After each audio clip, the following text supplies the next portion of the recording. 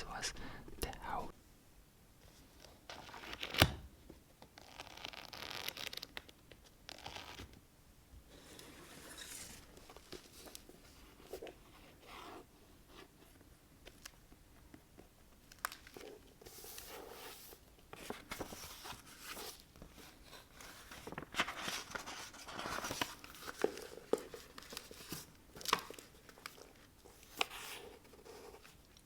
Following fake men.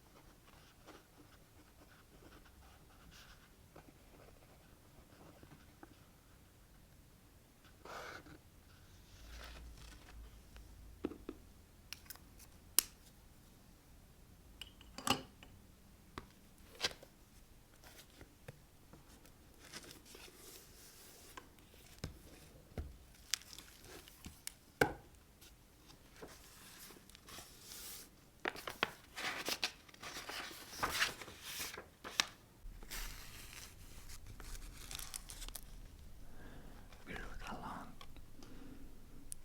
being silent, me being mad, because here's the thing. I used to have a father. Well, okay, everyone has a father, but most people know stuff about yours. That is like, what does did he eat to the breakfast? Which baseball teams did he like? What were his favorite hobbies? I didn't know any one of those things. I only know this. My father was a neurologist with died of neurological illness, which was a sad irony. All my mother would say about that I was too when the sad irony happened. Okay, maybe I knew a few other things. If I ask a very specific question, such as where was my father born, my mother would answer Cleveland, but that was all.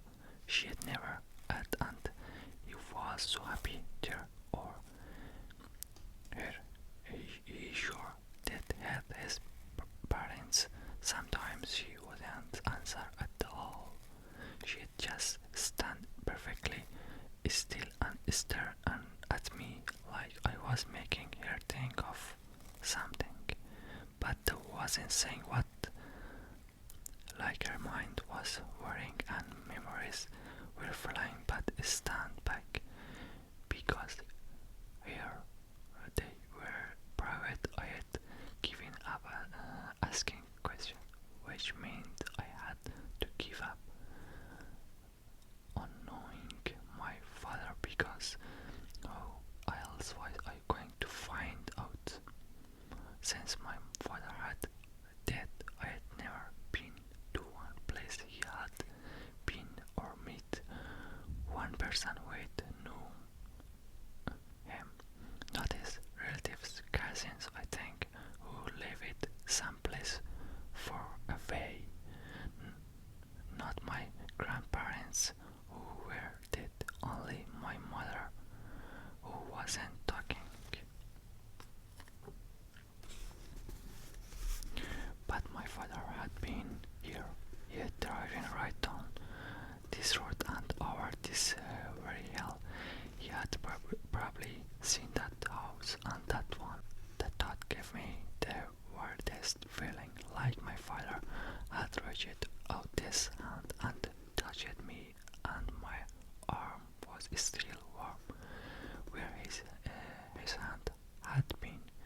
For the first time ever, my father felt real to me, like a person with lived and breathed. Wow, I whispered. This is it, cracked my mother. We are in her hearing cave. The road debit rose up past a row of houses to churches, a post office, and right there in front of us was the sea. Man, I could not look around fast enough. This place was called for words. Look at these boats out on the water. Look at love. Look at the cars. Madeline clicked her tongue. It was true. To our left was a sea of parked cars. And more cars were on the move, boxing us in from behind and coming toward us as we rounded a step downhill corner. People park here to go out the island, my mother said weakly. She was huffing and puffing like she'd run all the way from Boston, but it's all changed. Oh, look at the buildings along the water. They must block the view from the house. She TSK Eddie and clutched at the front of her shirt. I look at a general store, a marina, a fashion store, a public landing where people were pulling kayaks out of the water.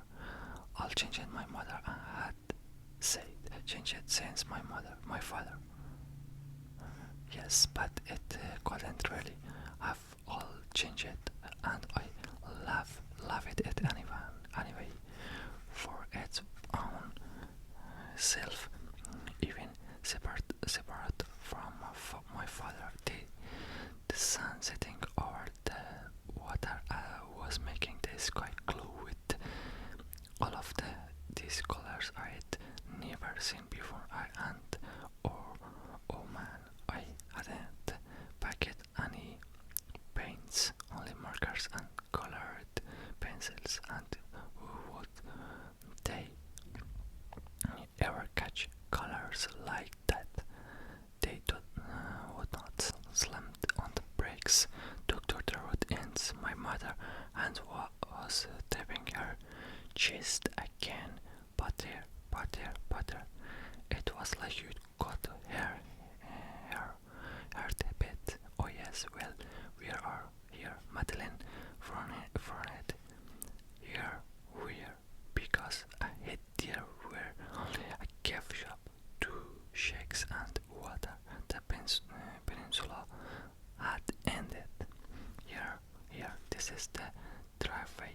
My mother waved off to the right where a gravelet path led into the yard and stopped.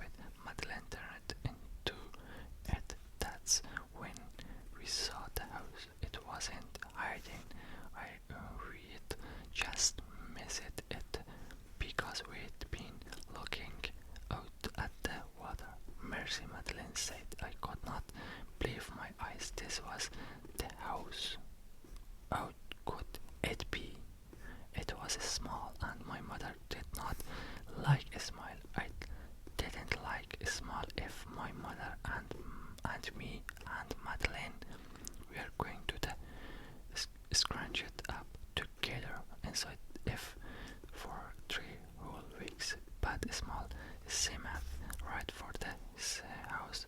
It smelled perfect. The house looked like a present, like it had risen up on its little hill just as we had come around the corner, saying, "Here I am, what you have always wanted your house to be."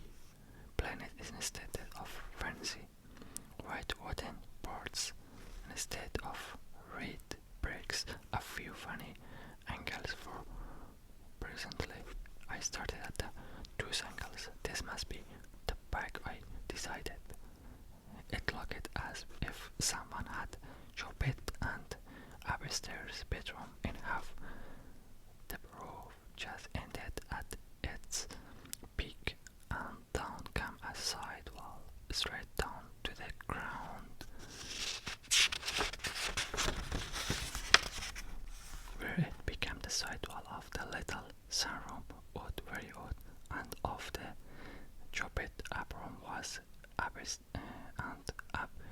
stairs that whatever over the sunroom. My heart thumped into my cars when I saw that tag because the chopped in half room was my room. Nobody told me, I just knew.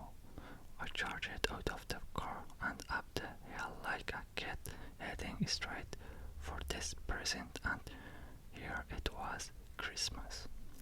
Madeline, a colony of Maine, that was the town it to all my ass. Made some old rumble back of a earring start up in the pit of our stomachs. Made the abs as search in yourselves for something grand that could match the sky, but it did it to him. Homer, the worst when he saw that house sitting planked on its little hill, looking out at the water, the sun setting behind it. He fell right out of the car and walked up to the door like someone had a hold of his belt and was pulling on it. Or come back here, Homer Winthrop. That's me. Or Ring, of course. Help me unpack this car, which I wished I hadn't have done. I wished I'd let him go on being pulled along by the magic, but I guess he was anyway. There's no stopping magic once it's begun. What I reckon I ought to be wishing is that we'd had the magic without all the trouble. But maybe you never can. Never mind looking back on it. That trouble did us a whole heap of good. Plus, it was